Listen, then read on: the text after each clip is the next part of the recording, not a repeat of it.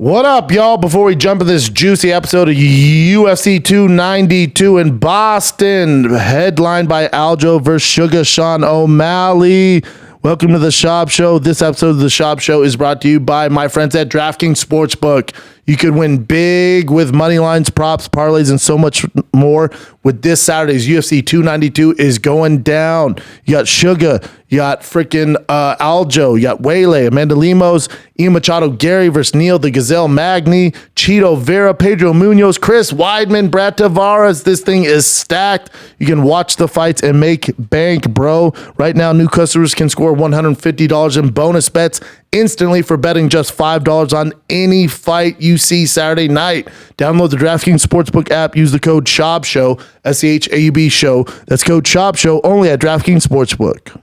Gambling problem? Call 1-800-GAMBLER. New York, call 8778-HOPE-NY or text HOPE-NY. That's 467-369. In West Virginia, visit www.1800gambler.net in partnership with Hollywood Casino at Charlestown Races. All games regulated by the West Virginia Lottery. Please play responsibly. In Connecticut, help is available for problem gambling. Call 888-789-7777 or visit ccpg.org on behalf of Boot Hill Casino and Resort, Kansas. 21 or older in most eligible states, but age varies by jurisdiction. See DraftKings.com Sportsbook for details and state-specific responsible gambling resources. Bonus bets expire 7 days after issuance. Eligibility and deposit restrictions apply. Terms at sportsbook.draftkings.com/baseball terms. And now, Brandon Thiccc Schaub. What is up, fam? Monday morning. How are you guys? Everybody good? Great, grand, wonderful. Fresh off the plane from Phoenix, Arizona. It's hot out there. Not gonna lie to you, it's hot. They had over, I think, 30 or 40 days of 120 degrees weather, some crap like that. It's insane. Insane. Didn't mind the heat, though. Love Phoenix. Chin finally got to try JT's wings. Oh, dude, it lived up to what you said. It's so good. Yeah. You got to get the works, though.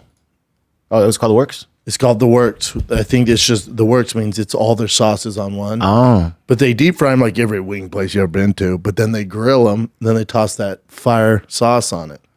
How good is it, Chin? Dude, it reminded me of Korean fried chicken. But they do the same kind of stuff. That's why I loved it a lot. Oh, that makes sense. Because you guys do the similar, like fried They cook grill? it multiple times, yeah. Oh, wow. Yeah. So it's not like a JT's wing thing? It's more of a Korean thing? What do you mean? No. I mean, it reminded me of Korean wings, so. But did they steal that? No, I don't know. Technique from the Koreans? It must be an old school culture technique. appropriation? You never know. All right, well, I'll tell you what JT's Wings could use is more staff. That poor lady is one, and it's packed. Dude. Yeah. It's packed. It's about the size of this studio, like this studio, not the entire Thick Boy, this studio. It's packed, and just one waitress just doing things, just hustling, Best she sweating. could, yeah. Food's fantastic, though. Yeah. Yeah, I love Phoenix, man. Absolutely loved it. All the boys came out for the show on Friday at Stand Up Live, one of my favorite clubs. We had the Cejudo there, Kelvin Gastelum, Corey Sandhagen. Oh, am I forgetting fighters there? What other? We had Frank Mir, his wife. Of course, Frank Mir, his wife was there. I feel like we had some other guys. Trying to think.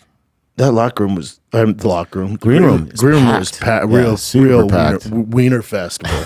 A lot of dudes in there, dude. A lot of dudes. It's a great time, though. I feel like we're forgetting somebody. I might have it on my camera. I'll look back at you it. were. Chin was vlogging this whole a little thing. bit.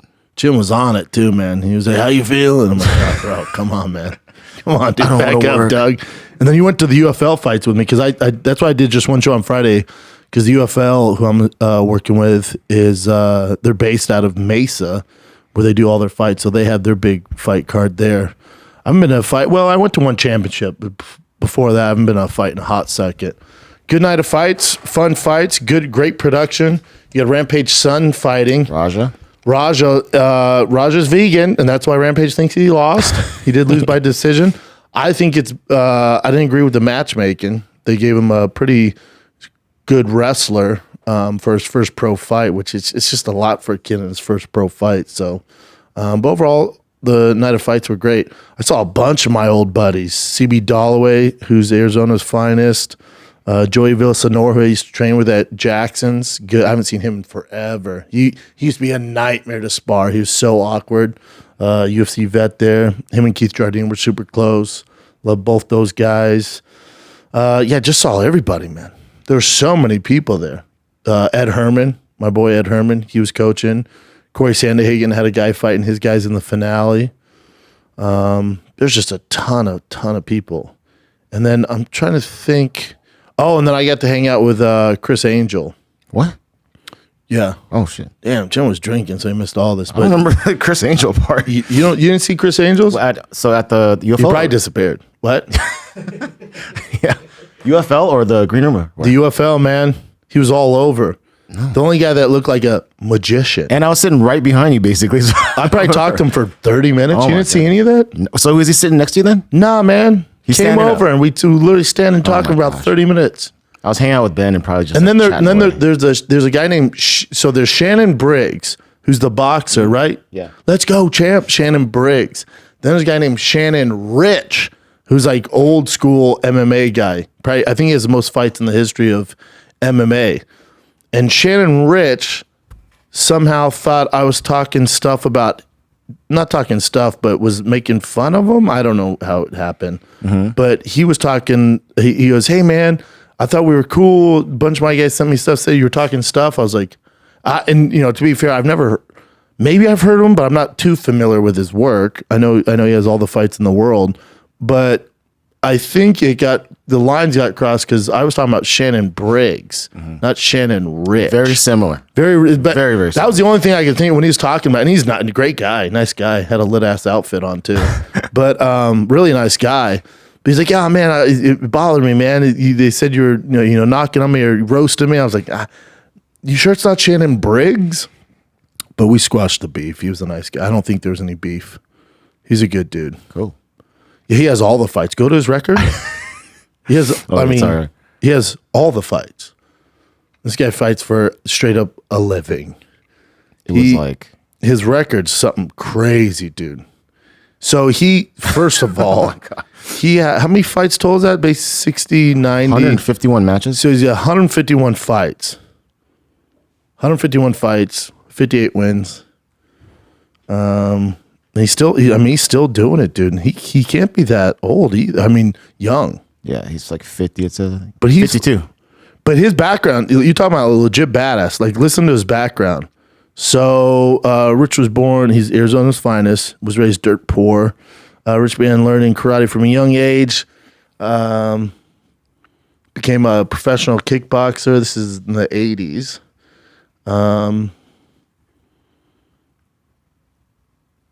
He was in Blackwater.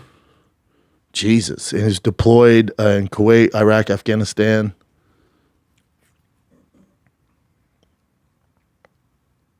He has black belt. Yeah, dude, you're talking about like a real legit badass. In Blackwater, I want no problems with this man. 3rd degree black belt in karate. Yeah, and has 2,000 fights, okay? He's a nice guy. Did he fight in Pride? Go down. He fought in Pride? He said, like dude, he is a prototypical Pride fighter. Yeah, old school. He fought against Sakuraba. He fought Sakuraba. Jesus. Rich lost Achilles lock submission a minute into the fight. All right. Nakamura lost the submission. Huh. Yeah, he's fought all over. King of the Cage, of course. They used to be huge in Arizona. Whoa. Gender Wars MMA. What is this? In 2018, Shan took part in an event promoted by UFC fighter Brad Kohler, taking place in Russia with no audience, no ring, no cage. The card featured a main event with women taking on a man. Okay, hold on. Featured a main event with a woman taking on a man in mixed martial arts. Winner supposedly taking $1 million purse. Rich opened the card in a heavyweight bout against professional wrestler Jerry Myers. It doesn't say anything if the woman won or not, because he did. I thought you were saying he fought a woman. Interesting. The storied career though. Blackwater. Yeah. Real legit badass. Bare knuckle box? Of course he did bare knuckle. Jesus Christ. He won the fight via knockout, 26 seconds the first round. Then he did wrestling, Japan wrestling. Everything. God, dog, what hasn't this guy done? Hold on, he does acting. You thought I was busy. This dude is. Dude, he was in Walker, Texas Ranger? This guy's a legend, dude. CSI. And, dude, golfing. Oh, what's up? Casey, think you're good at golf? He took first place in many state and pro-am competitions. Yeah, he might put something heavy on you, man. And Lethway, that freaking crazy fighting sport. Well, what's that? It's like, it's bare-fisted, elbows, I think headbutts too and everything. This guy don't give up. Wow. Good guy, though. Nice guy. He was cool. Cool. Yeah, he was cool. Shout out to UFL. Thanks for having us out. It was a grand old time. So my boy Thiccc, the manager for everybody. Oh, yeah, that's it. I saw them too. And also Tracy Chin, Cortez. Hey, Chin, how much did you drink, dude? We drank. She was like, wait, I was at a fight in Phoenix? Yeah. Yeah, you saw It was so Tracy much fun. Cortez. Tracy She's Cortez, she dope, was one of cool. my favorites. Yeah. Yeah, she's great. Thiccc, doing the damn thing. Ben Henderson. Ben Henderson's wife yep. is like the, what would you call her? She's like the operational manager. She was running the around like Joe crazy. Silva, but also just doesn't do matchmaking, puts a whole event together. She has like a twin sister too, right? There's like someone that looked Dude, just I didn't like know they her. were twins because so there's Ben Henderson's wife, right? She was in jean shorts and hanging out with Ben, all the fighters over there.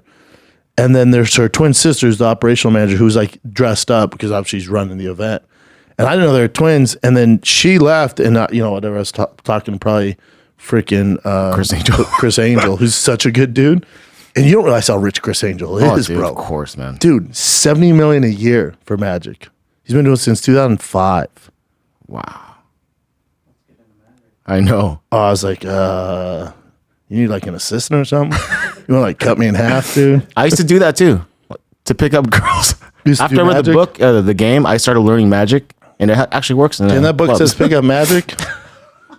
God, dog. There's better things in the book, but that's one of the things, and it works in a nightclub, at a bar. In a It does. nightclub? It was looking back so lame. You're off. Yeah, you do that.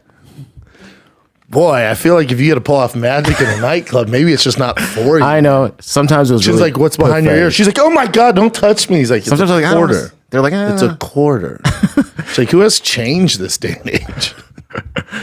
Chin's like, was your card 10 of spades? like, She's all, no. no. I'm sorry, what? And you're like, oh, I thought you said 10 of spades. She said, no, 10 of hearts. Yeah. Seems like a nightmare. God, if you have to learn magic to get chicks, dude, It was one of the techniques. just get a tattoo on your face for a conversation piece. Yeah. Magic. Or take Andrew Tate's class. I feel like that would, That didn't I exist. feel like back then. that's more beneficial than learning 100%. magic. Yeah. And when Did they you have to deny learn- you, How'd you learn magic? and when you're like, I goes, do you want to see a trick? They're like, no. I'm like, okay. Hell no, dude. I walk away You with know, my head down. The dark arts, dude. it was so You know how embarrassing. creepy that is in the club. Hey, you into magic? Hard pass. Hard pass joint. I'll show you guys some tricks later. Yeah, I would love to see that, Chin. Did it ever work for you? Yeah, sometimes it'd work. How so? What's define work? So just actually getting her number and then going on a date afterwards. Oh, really? Some are just so entranced by magic. It's so crazy. Like some are just super into it. Are you sure? Girls are so, they want to believe in like, crazy shit. So it just makes you seem like you're like some amazing person. Don't you think you could just like watch Ghost Adventures and like talk like some ghost shit with them? Yeah, I'll show you some Or, of the tricks, man. even like knowing like all the like what year were you born, what's your sign? Yeah, there's magic with horoscope. numbers too. If I asked you to pick between a certain amount of numbers, I would usually get the number because there's like a thing that happens with people. They pick certain numbers if you give them a bracket. So if I said pick a number between 1 and 5, you got it. Yeah, dude. 3. My number was 3. Dude, I'll suck your Yeah, dick. so- Can I suck your dick? I don't know, dude. I feel like I feel when you start learning magic I at know. your house, it's like, oh God. And took whatever I some could, guy's man. just really bad at it. He's like, I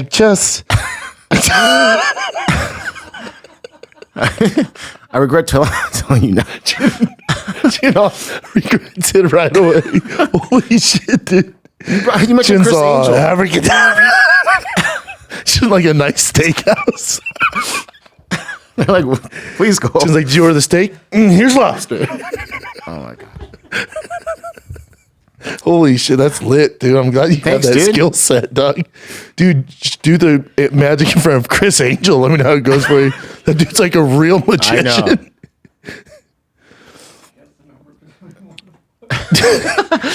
Pick a number between 1 and 3. 2? What's Gotcha. up? You want to go out tomorrow night? She's all, no. This is creepy as shit, dude.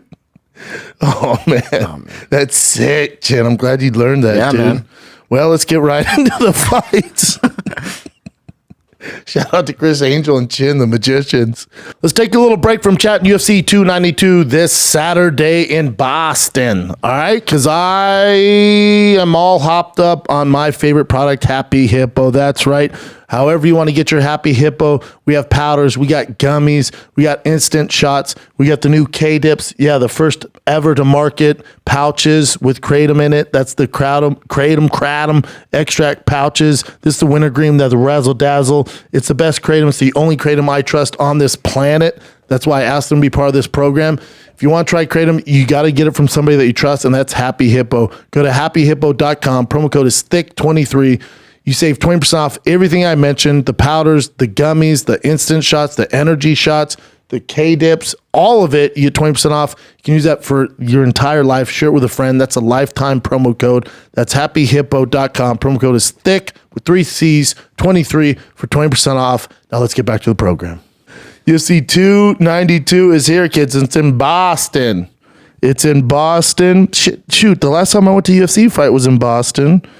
I went to Francis Ngannou and Stipe, where Stipe weathered the storm with just those freaking African bombs and eventually won a fight against Francis, which was insane. But this card is stacked. Take all my money. You got your headliners, Aljamain Sterling, Sean O'Malley, Sugar Sean. We know who the UFC's praying to God. Maybe UFC's doing magic right now, hoping Sugar Sean can pull this off, because you know they want nothing more than Sugar Sean to get this win come Saturday night. You got Wele fighting Amanda Lemos. You know, the fight's cool. You got Neil Magny, late replacement against Ian Machado Gary. Tough fight for my boy Neil Magny, who I named the Gazelle, but he changed his name. Cody Garbrandt's off. Yep. You have Cheeto, who's remember this card is supposed to be stacked, so it's still good, but you're supposed to have Cheeto versus Henry Cejudo, but Cejudo is hurt. Says he's feeling pretty good now, though. Oh, also Corey Sandhagen got the surgery. He said he's out 6 months, not a year. He's out 6 months. So, but he was in a sling and cornering guys with one arm, doing magic. But you got Cheeto Vera versus Pedro Munoz, probably the best fight in the card, to be honest. Chris Weidman, long-waited return against Brad Tavares. Two of my faves, two of the nice guys in the sport. Hate to see any one of them lose. They got Weidman as a plus 210 dog. Yeah, against Tavares, too, which is kind of, I don't know. Tavares has fallen on hard times, too. Both these are straight-up vets. I like the matchmaking here, though. You know, I think the UFC is just like, yeah, one of you is going to be gone. You know? You want to see some magic? Check this out. One of you is gone. And then you also got the Ultimate Fighter finale boys on there, Austin Hubbard and Kurt Holobaugh. And then one of my faves, Andre Petroski versus Gerald Meerschaert. That's a great fight. My boy Andre's a big fave at minus 290, almost minus 300. Lee's on this fight, on this card. Andrea Lee's on this card. She had the whole, Oh, yeah. you know, Yep. that whole issue. Everybody knows. The Austin Hubbard and Kurt Holobaugh fight from Ultimate Fighter. At what point did you stop watching Ultimate Fighter? Chin? After episode 1. Oh wow, you Yeah. never. I stopped watching it 2 episodes ago. I missed there. There was like a great fight. They said it was like Forrest versus Stephen Bonner. Yeah, Jason Knight. Oh, I saw the highlights of that. That was freaking, I mean, that was painful to watch, too, though. Yeah, yeah. Austin Hubbard. This was my whole thing. The entire they were set up for failure from the jump. You know, having young kids on versus veterans. Obviously, all the vets are the only ones that moved on. Michael Chandler's team dominated, so it kind of screwed him from the jump. And I think when that happens, you know, it's just not intriguing. You just don't care. Also, there's something to be said about these young prospects that have personalities coming up, getting to the UFC, following their careers. Now it's like, Austin Hubbard's been in the UFC. Kurt Hallbaugh, they've been in the UFC. We've seen their run. There's nothing enticing to stay along. Once they beat all these young prospects, these savvy vets who've had their run in the UFC before, it's like, okay, it's just not exciting. It's not a knock on Austin Hubbard. I hope he wins the damn thing and goes on to have a great career, but he's done it. So it's like, all right, so if he wins the finale, wins on Saturday night, what do you do with him? Because he has so many fights, you're not just going to toss him, young kid still. Is he going to compete in the top 15?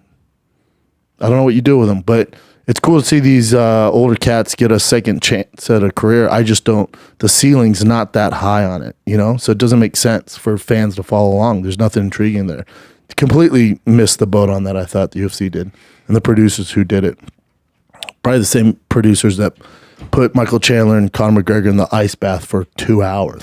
Almost killed both of them. I know, that's one of the events. Dana was not happy. But this card overall, great card, especially the main card. All of it's good. You got Andre Petroski on the prelims, Austin Hubbard on the prelims, Gregory Rodriguez. Is Weidman? I assume 1, 2, 3, 4. Yeah, Weidman kicks off the main card. Let's go to the actual UFC website. Let's see. The UFC website still has freaking. I know. That's why I feel like I don't know who handles their website, but sometimes you think at the level that they're at, people would update the website. They still have Cody Garbrandt on there. Mm-hmm. But it doesn't. Are you on main card? Yeah. When you click on go down chain, usually it'll show prelims and. Oh, and this one just says it just doesn't. Yeah, it just goes straight. I would assume because look, 1, 2, 3, and this one. Yep, doesn't count. 4, 5. Yeah, Weidman kicks off the main card. So we can start there. You got Weidman, Brad Tavares, both falling on tougher times. Chris Weidman's been out for a hot second. I think win, lose, or draw. This is Weidman's last fight. I think he just wants to go out on a high note. Click on his last few fights, Chin. Yeah. So he's coming off the Uriah Hall leg injury. No one really comes back at full health off this horrible leg injury. Yeah, he's fallen some tough times, man. He's lost 1, 2, 3, 4, 5, 6. 6 of his last 8, and then this leg injury. So I'd assume him coming back is just him, proving to himself. He doesn't want to end on that note with that horrible leg injury because he had a win before that. Man, I like the matchups, especially against Brad Tavares. Mm-hmm. There's a reason he's a dog, though, but I'm assuming because he's coming off, and Brad's coming off 2 losses, and he's lost 4 out of his last 6. He's fought some tough guys, though, man. Really tough guys. He went to a decision with Duplessis, who's no punk, obviously. We've learned that. Then, obviously, he lost to Izzy, lost to Shabazian, Duplessis, Bruno Silva. Tough guys. Mm-hmm. You can see why Brad Tavares is the favorite there. They've just thrown him to the wolves, Doug. He's fought everybody. It's tough not to root for Weidman coming off this leg injury. But Weidman also said he wants to spend more time at home with his kids and just kind of be present, be a dad. So we'll see, man. But that's a good fight. 100% that's a good fight. Yeah, so to kick off the main card, I will take Chris Weidman. I refuse to bet against Chris Weidman. Even though I love Brad Tavares, I will take Chris Weidman via TKO. He's a big dog for a reason, but how can you bet against Chris Weidman, All-American Weidman? And his comeback from that. Yeah, you just want to see him do well. I don't want to see either of those guys lose, but I'm going to take Chris Weidman just because it's Chris Weidman.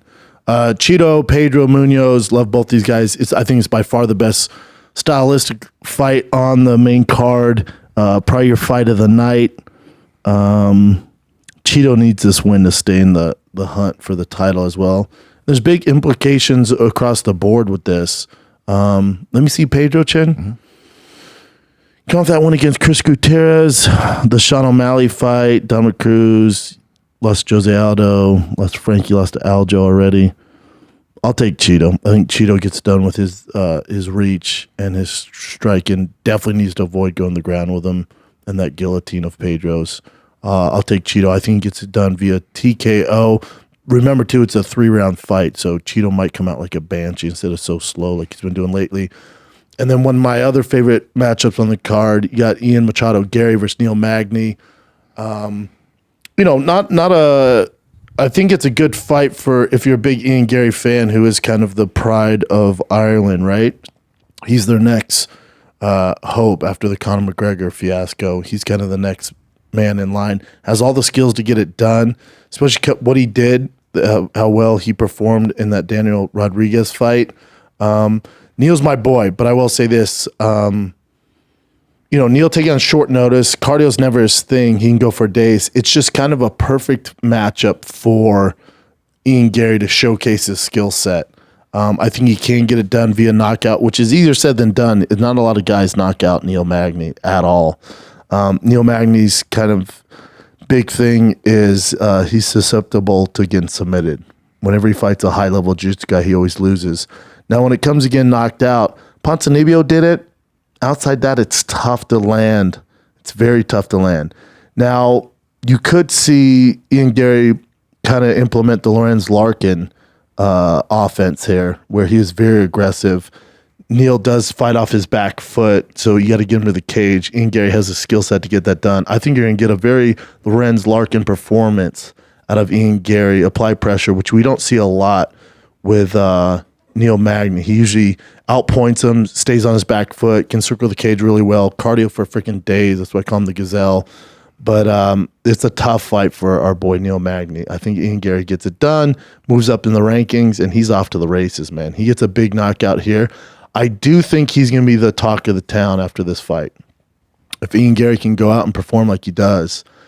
And I'm big on Ian Gary, man. He is a straight stud. Stud. Great skill set. So I think Neil's ranked 11 right now. So for Ian Gary, I think if he gets a highlight KO, it will give him the top 10. Neil's 11. Yeah. So this would be a big win for him.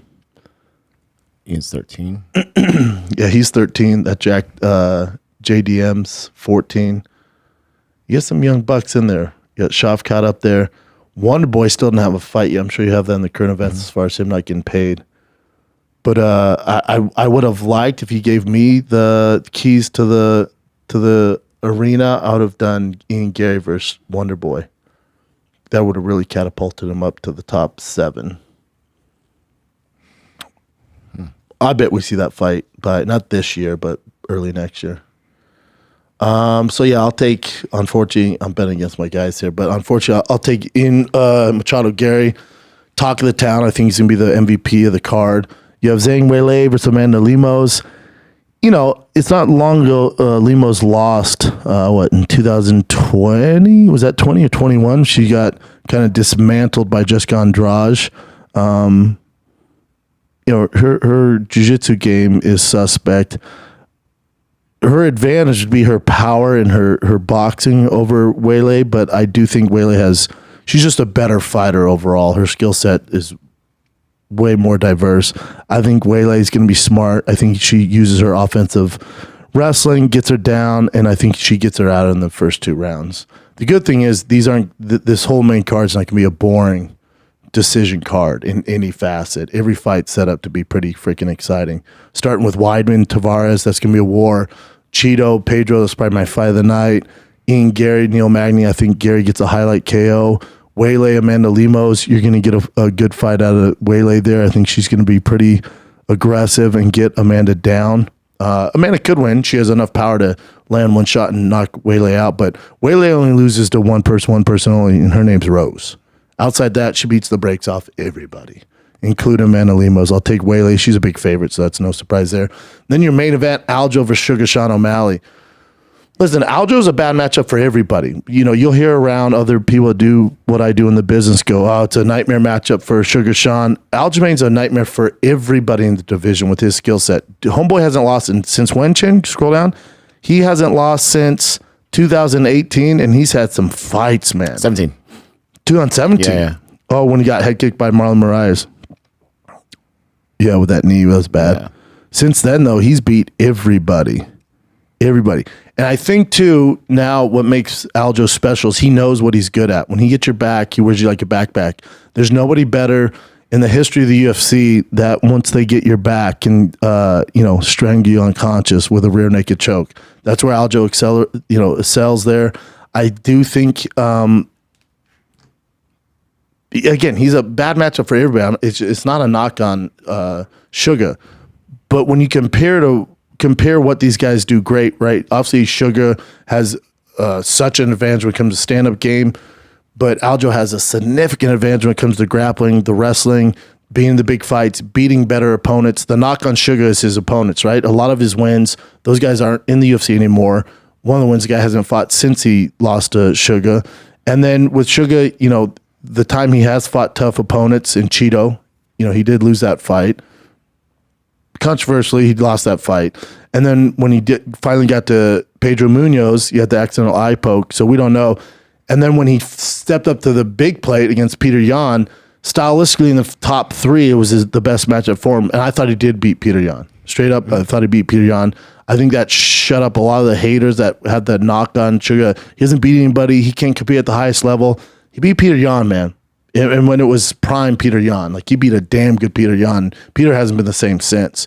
So I think Sugar is undervalued. I think people, the knock on him is the UFC wants him to be champion, so they're giving him an easy path. Let me clear all this up. Yes, the UFC does give certain guys passes because, Sugar is a huge name. It comes with a massive younger audience, and it is an advantage to the UFC if he becomes champion. The UFC can only do so much, but eventually you're going to have to fight guys like Aljo or Peter Yan. If you don't pass the test, they can't. After that, there's nothing to do. Now, getting to that point, can the UFC accelerate your path to get to a title shot or get to the top 5? Of course. They did it with Alex Pereira, but paid off. The guy's a savage. Do you not want to see him fight? He's a massive name. In the light heavyweight, he fights Yan, former champ, beats him. Now he's fighting for a title. Are you mad at it? I'm not. Now, did he take the same path of resistance as a Tony Ferguson or some of these other guys, a Dustin Poirier, a Max Holloway who's fought everybody, a Cheeto Vera strength of schedule is pretty damn good. You look at all these guys that Pedro Munoz fought everybody. It's just the UFC can only do so much where at the end of the day you have to be able to beat these guys that aren't perfect matchups. And Peter Yan was not a perfect matchup for Sugar, and Sugar passed that test. So I get the where the haters will push back and go, oh, he hasn't fought anybody. He has. He fought Peter Yan. He beat him. So that doesn't work here. Aljo's a nightmare of a matchup. He is, but he's a nightmare for everybody in the division. So there's that. And, would the UFC want Sugar to win this fight? Of course. He's a massive star. If he wins this makes him even bigger. There's nothing the UFC can do Saturday night. There's nothing they do to increase his grappling capabilities against Aljo. And even if he was a good grappler, he's no Aljo. Aljo's so damn good. You guys aren't giving him enough credit. Why Aljo doesn't get the credit he deserves, I blows my mind. I have no idea why. The Peter Yan fights, whatever. Just look at what he's done even before that. Look what he did to TJ. Yeah, but TJ had one arm. Okay, still dismantled him. Look what he did to Corey Sandhagen. Where's your excuse on that one? Corey's damn good. Top 3 in the world. He dismantled Corey. Not even competitive. Now, if they fight again, I think it's a different story and more competitive fight. Does Corey beat him? I don't know. But still, look what he did to Corey. Look what he did to Henry Cejudo. What's the excuse with Henry Cejudo? Well, so Henry Cejudo's over the hill. He didn't, ring rust. Okay, he still beat Henry Cejudo. If not top 2 greatest combat athletes of all time, beat him. He also took him down. That's how freaking good Aljo is at grappling. His wrestling's good. His jiu-jitsu is phenomenal. His striking could definitely use some work, and I think that's why people try to lean towards Sugar here. But I think if Sugar brings his A game, Aljo brings his A game, Aljo's going to win that fight 9 times out of 10 because of the way the rules are set up, because of the way the sport is set up. A great grappler will usually always beat a good striker if the striker is not even close to the same level of grappling. It's just the way it goes because the grappler dictates where the fight goes. There's nothing Sugar can do. And I saw an interview Sugar had with Brett Okamoto where he goes, I have to be perfect. I have to be perfect. I know I'm going to get taken down, but it's just about surviving on the ground. When I heard that when him say survive, I'm like, oh, I don't like that.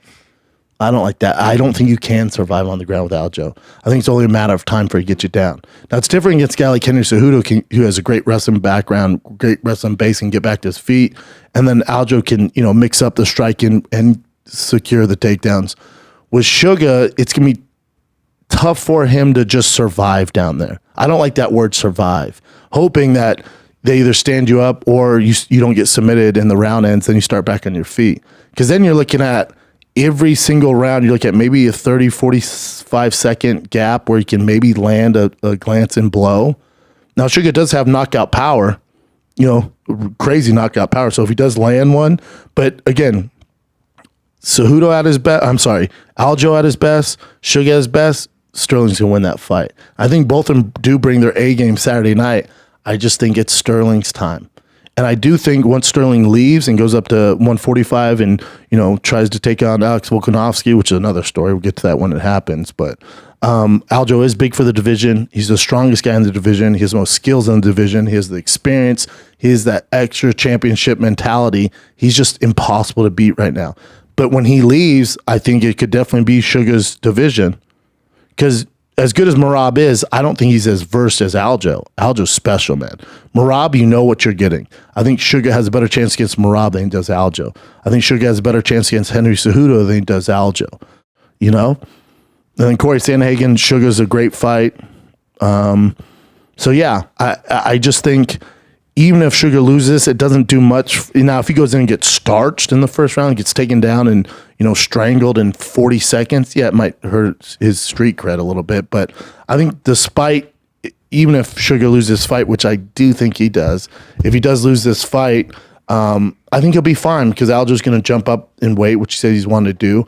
And then you have Merab, you have Henry Cejudo, Corey Sandhagen at the top. I think Sugar matches up well, and I do think Sugar's going to be champion, just not Saturday night. I love Sugar. Has all the skills in the world. So exciting. The UFC could definitely use him as a champion. The problem is you have Aljo at the top of the hill right now, and that's impossible for anyone, including Sugar, including Merab, including Henry Cejudo, including Corey Sandhagen, including Cheeto. Sterling's just that damn good. You got to give him his flowers, man. He's that damn good. So, tough night in the office for not just Sugar. It's not a knock on Sugar, but for anyone in that division. It's going to be tough for Sean to get done unless, and I hate when people say lucky punch or lucky knee. There's no luck. That guy trains his ass off. But if Aljo takes his eye off the prize for 1 second, which he usually doesn't, but if he does, Sugar put his lights out. And you're betting on that. I'm not going to put money on that. But I like both guys, but I just think Aljo's that damn good. I'll take Aljo for this one. So I'll take Austin Hubbard. I'll take my boy Andre Petroski. I will take Chris Weidman. Clearly will never bet against Cheeto Vera. I'll take Ian Machado Gary, sorry, Neil Magny and all the high altitude boys. I'll take Wele, and I will take Aljo. The only dog I'm taking is Chris Weidman. And that's just because it's Chris Weidman. I'm not saying bet on that, but you never know. Fun night of fights, though, man. Yeah. It'd be crazy if Sugar wins, though. It'd be great. It'd be incredible, yeah. It'd be insane. It's a tough task, man. Yeah. Especially right now. Aljo's freaking He's in his prime, insane, man. It's yeah. his time. That's how this goes. What do you got, Chid?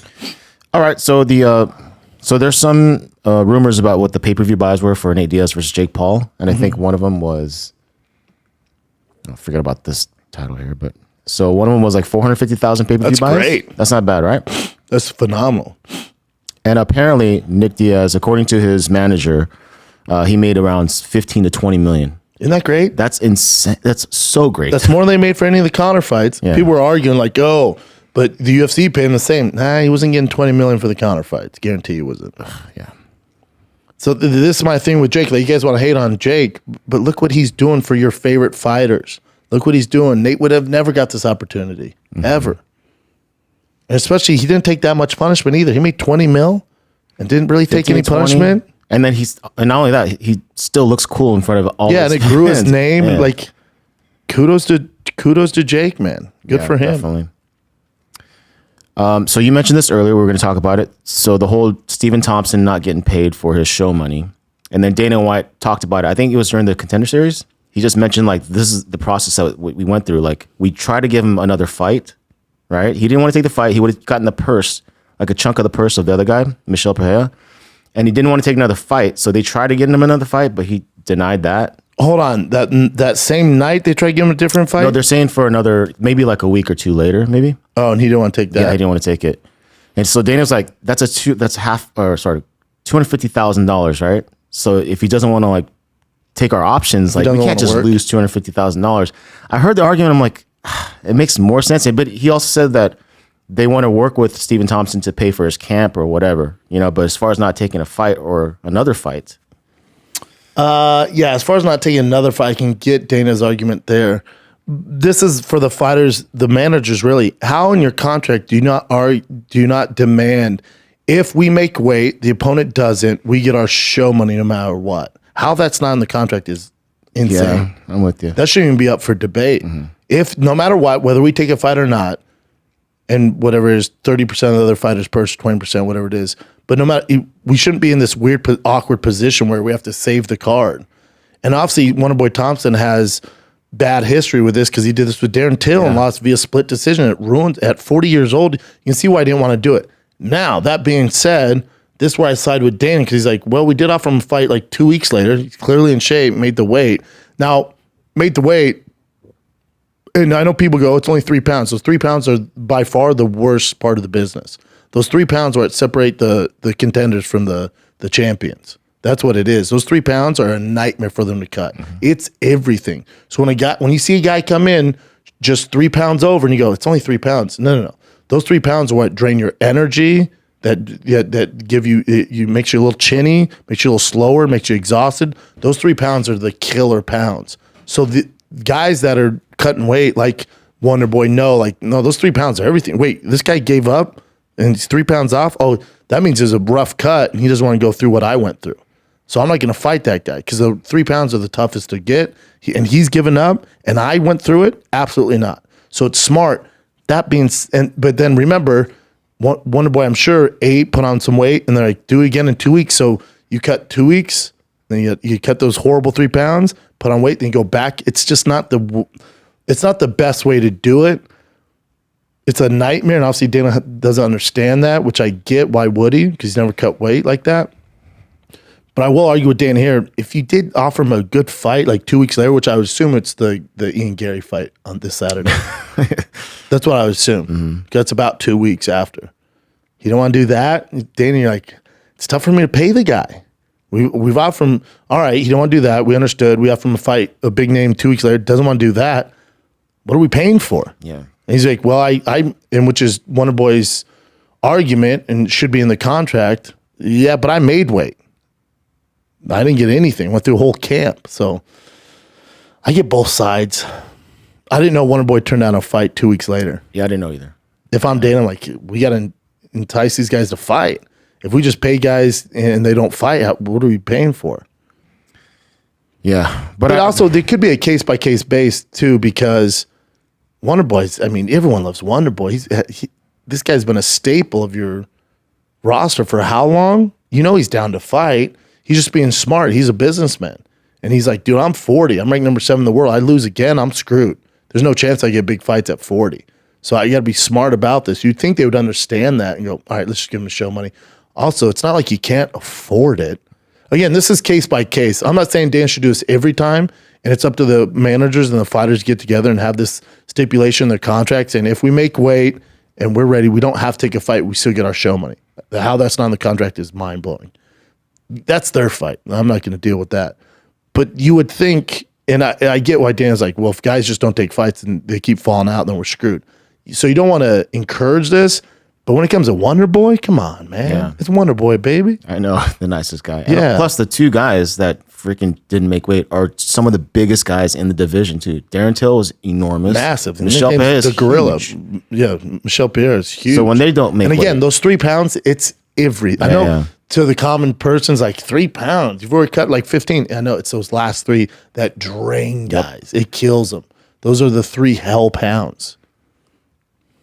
Absolutely. All right, so Logan Paul is supposed to fight Dillon Danis in a boxing match October 14th in Manchester. This one's interesting, and I like both guys. I mean, Dillon Danis, I do think he's a good person, has his issues. The question here would be, does Dillon show up, right? Because he kind of falls out from fights. There's a clause on that too, apparently. 6-figure pull-out penalty if he fails to face Logan Paul. I mean, good luck in that money if he has it. Yeah. But the other thing is, these kids these days, man, like, have you seen Dillon Danis' savage response? That's so hardcore, yeah. Dillon Danis goes full savage on Logan Paul post pics of fiance with ex-boyfriends. And the pics are like, dude, you would hate to see this about your ex-girlfriend. So who's the first one? God, she has a roster. I know. Yeah. I think he's from One Direction, I think.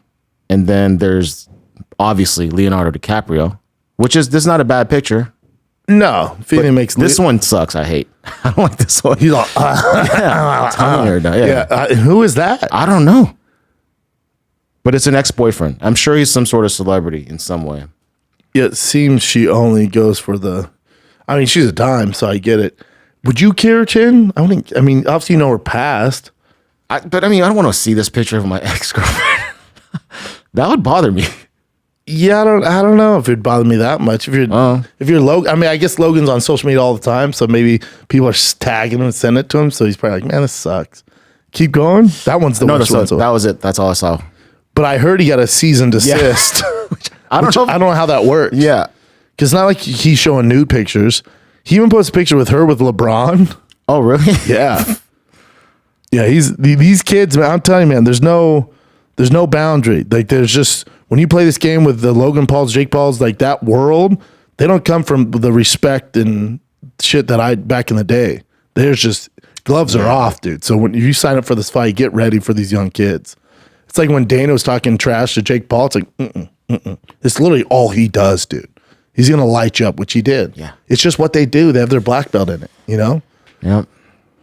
Tough fight for Dillon.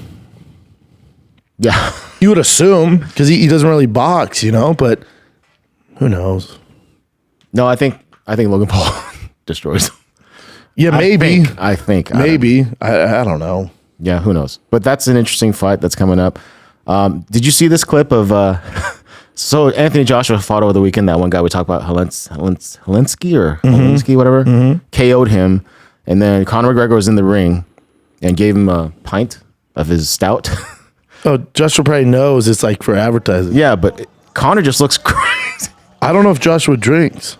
Yeah, he didn't even want to. It looked like he didn't even want to be there with Conor, but he just like, I had to do it. I did it and was like, all right, man. Yeah. Is Conor going bald? A little bit? Yeah. Oh, wow. He's definitely like there's little light up top. Yeah.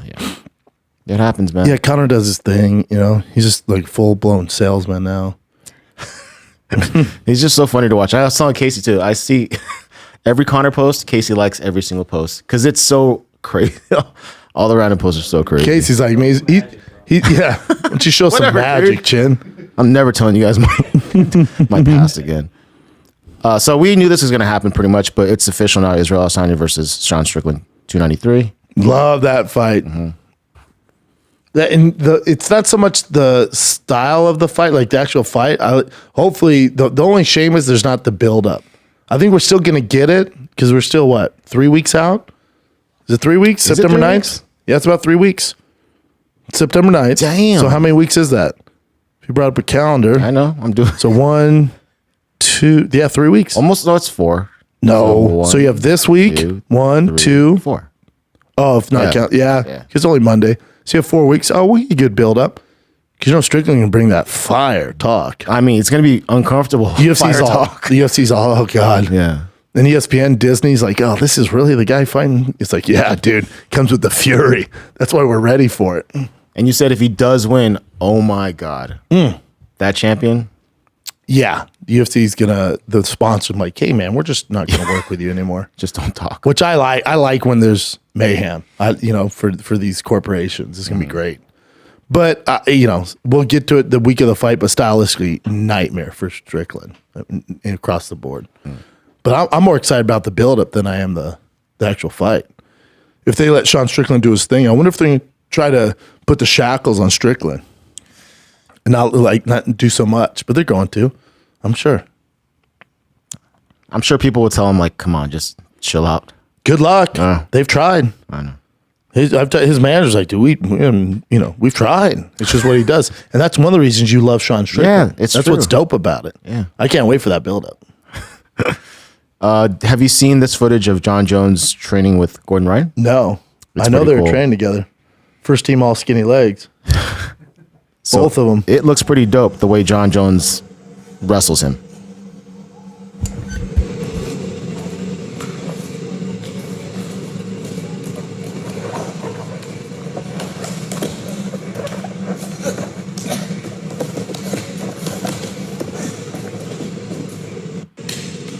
What do you think?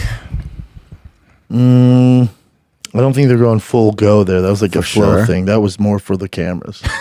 Okay. And it is from John Jones's Instagram. So Yeah, but that's dope. John's working with him. yeah. Two of the best, man. Two goats going at it. Definitely. And in grappling too.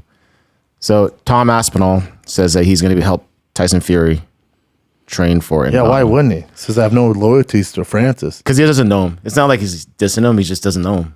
I don't think he's ever met him. I don't get why this is even a headline. I know. The headline is he's Fellow helping. Englishmen is helping fellow Englishmen prepare Yeah. for a fight. And did he have to have no loyalties to Francis? Why would you? Oh, because they're both in the UFC? So they were on Or UFC alumni? Bisping's podcast, and they're like, they're just asking about it because they have no loyalties. He just means he's not friends with him. He's never met him. No, Doesn't why know would him, he help so, yeah. Francis out? He's fighting with his countrymen. Also, I don't know how Tom Aspinall helps Fury get ready for Francis. That's the Couldn't main be thing I more was thinking opposite too. styles. And it's not. Yeah, he's not a boxer necessarily. He's Tom can great box. at striking, but I'm saying Tom can box, but as far as straight up fundamentals of boxing, Tom's probably a more crisp boxer than Francis. He's just that power. I mean, if I'm Fury, I just do my regular camp. Bring in some wild brawlers. Now, Tom Aspinall, his technique's almost too good. Oh, you yeah, need yeah, some yeah. brawlers. Yeah, Francis someone's gonna gonna brawl. swing. Yeah. Francis, he's not going to sit back and try and pick you apart. It's going to be a brawl. You need to bring in some big, heavy-handed mofos, try and land that shot, and you got to navigate it. Mm-hmm. That's weird that's even a headline. All right. Here's another one. So Fedor Emeilianenko was on Ariel's show, MAR, and then he's saying that he would like to box Mike Tyson, and he would like to do it under that same card. What? Fury, under the Ngannou, Fury? yeah. If Shit, I'll Tyson watch was that. down, because Tyson's already training Francis. Ngannou, yeah. Yeah, but Mike Tyson hasn't done like real fights. He did, I mean, the the exhibition. Roy Jones one. Jones. But in Fedor, if they're like, hey, it's exhibition, he's like, what? What's that? Wait, I can't try and take his head off? Like, no. He's like, I'm not doing that. So that Mike Tyson's never going to agree to that. And they put Jake Paul. He doubts Jake Paul. Why would Jake Paul fight Fedor? It was insane. How is this even a headline? How is this? The fact that he wants to even do this is already kind of trippy. Like, The Mike Tyson one makes sense. You got two goats, one of boxing, one of MMA. Fedor, Mike Tyson. I love it. Two older dudes. If we knew it was a real fight, hell yeah, take my money. But if it's gonna be that weird like Roy Jones Jr. thing, then don't waste my time or your time. Doubts Jake Paul would be willing to fight him. How that's even a headline or a question, it blows my mind. yeah. So anyway, he wants to box Tyson. I think their age. That one makes more wanted to sense do than it. anything. Yeah. Yeah. So this is just a quick one. During the Joshua thing, Connor was interviewed by, I think, was it Mac Live? Someone. Anyway, he said that he's returning in December to fight Chandler. He says he's going to fight Chandler first, and then he's going to do the BMF belt with Justin Gaethje, and then finish it off with a trilogy with Nate. With Diaz. Nate? Damn, that'd be great. Great way to end your career. That's all. I think that's all those are, especially the Chandler fight 100% is happening. It's a big if he can win that fight. The only way you get Gaethje is if you beat Chandler. Otherwise, that Gaethje makes no sense. And then even if you were to lose both those fights, which I think he's probably going to get the Chandler fight, but even if we were to lose a Chandler, that Nate Diaz trilogy is not going anywhere. They can do that whenever. The one that's up for the air would be Gaethje. You'd have to beat Chandler to fight Gaethje. Otherwise, there's 0 point to do it. I mean, yeah. You can't fight for the BMF title when you've won one fight in 6 years. It is Connor, though. His name, yeah. So, yeah. Anyway, so the rumors about you potentially fighting Derek Lewis, right? If he was able to leave the UFC, but apparently he's now signed a new 8-fight deal with UFC. So, Smart man. Yeah. There you go. Good for everybody all around. Good for Derek Lewis. Good for my health. Nice try. Nice try, Jorge. I saw Derek Lewis's coach at the fights too. Eric Nixon, right? Yeah. No. Derek Lewis's coach. Yeah. Derek Lewis. Nixon's Francis. Yeah, I thought. So this is a story about Francis as well. I think it was the most recent fight that happened. It was fight night. They put this guy that said only Cameroonian fighter in UFC history. Yeah. But they're wrong because Francis was in the first either. Yeah. So could you. Yeah, so Francis posted this too. Sokuju was a first, and then Francis was a second. Again, how is UFC such a big corporation? How do you get this stuff But he's wrong? thinking they're doing it on purpose, though. I don't think so. I think you're giving too much credit. I just think they don't know the lay of the land in Africa and just royally fucked up. And he thinks it's all personal. I don't think so. Because this is a knock on Sokuju. I remember I saw like a video of like a promotion video from UFC, and they showed an Asian fighter, but they had it. His name was a different Asian fighter, but it was just it's racist. Yeah. I mean, whatever. They literally just don't know. Yeah, if you think whoever's making this stuff knows the lay of the land in Africa and which fighters from which country, you're out of your mind. They should. Yeah. But, you got young kids and they probably don't know UFC history, so everyone knows Sokuju was the first one. Sokuju was a motherfucker. He was a badass in the very beginning. Then Everybody he started knows falling off this. a little bit. What'd you say? Then he started falling off. Oh, yeah. But he was a killer in the beginning. Yeah, he used to train with that Rain. Monster, dude. Yeah, physically a monster. Monster. That reminds me of the Reebok deal too, when they started all the misspellings and it was horrible. Yeah, Reebok. Yeah, if you don't know what you're doing. This is fun. Yeah, so Craig Jones, amazing BJJ guy. He's going to be one of the best. Yeah, doing a match with Rick. I think people are going to be surprised how good Luke Rockhold is at grappling. He's so good. He just never does in MMA. And this is what Craig Jones posted. Never in history combat sports have 2 dime pieces of this caliber locked horns. I've often been told I need Jesus in my life with an opportunity to hit Jerusalem in search of him. So that's where they're doing it at. That'd be fun. Yeah, that's a cool one. Okay, so you posted this on your Twitter or Instagram as well. Mm-hmm. So Zuckerberg versus Elon Musk. Zuckerberg said that he's been trying, like legitimately trying to get this fight done, but it seems like Elon Musk is just all talk, right? Yeah, I don't think it's happening. I said that from the jump. Yeah. So Zuck put out, I think we can all agree Elon isn't serious and it's time to move on. I've offered a real date. Dana White offered to make this a legit competition for a charity. Elon won't confirm a date, then says he needs surgery, and now has to do a practice round in my backyard instead. If Elon ever gets serious about a real date and an official event, he knows how to reach me. Otherwise, time to move on. I'm going to focus on competing with people who take this sport seriously. What's up with Jeff Bezos? Because I don't want to see Zuck fight like, legit fighters. Like, let's go for these big boys. What's Bill Gates do? I'd love to see him choke out Bill Gates' shady ass. Yeah, but Bill Gates is no way in shape for that. But what's up with Alex Jones? An Alex Jones Zuck fight? Wasn't Alex a wrestler too? I think he was in high school or something like that. I don't think so. I think so. I don't think so, dude. Here's just a interesting one. This is Dan Hooker started getting tattoos recently. Yeah, his whole legs, right? Yeah, so this is his chest piece, and then his legs are that right chest there. piece is intense. His legs are so dope. I'm so jealous of those. The chest piece is interesting. Yeah. So intense. Good work, though. And this is just a funny picture. There's Alex Bahia on a ride. I think this is at a Disneyland. Shows no emotion. I saw him post. He's like, had a great time at whatever Disney World. That's his thing, right? Yeah. Yeah, I think that's it, dude. All right, dude. So just 292. That's it. Yep. Enjoy UFC 292 this Saturday in Boston, baby. You got a stacked main card. Undercard's good as well. The Ultimate Fighter finale on there with Austin Hubbard. You got Andre Petrosky, Gerald Mershert, Chris Weidman, Brad Tavares, Marlon Cheeto Vera, Pedro Munoz, Ian Machado Gary, Neil Magny, Wele, Amanda Lemos, Aljo, and Sugar Sean. Take my freaking money, UFC. It's a great UFC 292 this Saturday in Boston. It's going down. Enjoy the fights. Thanks for watching this show, listening, wherever you get your podcasts at. And like, subscribe, do the thing all the kids tell you to do. All right, kids? I'll see you around. Be nice to each other. Till next time, I'm out.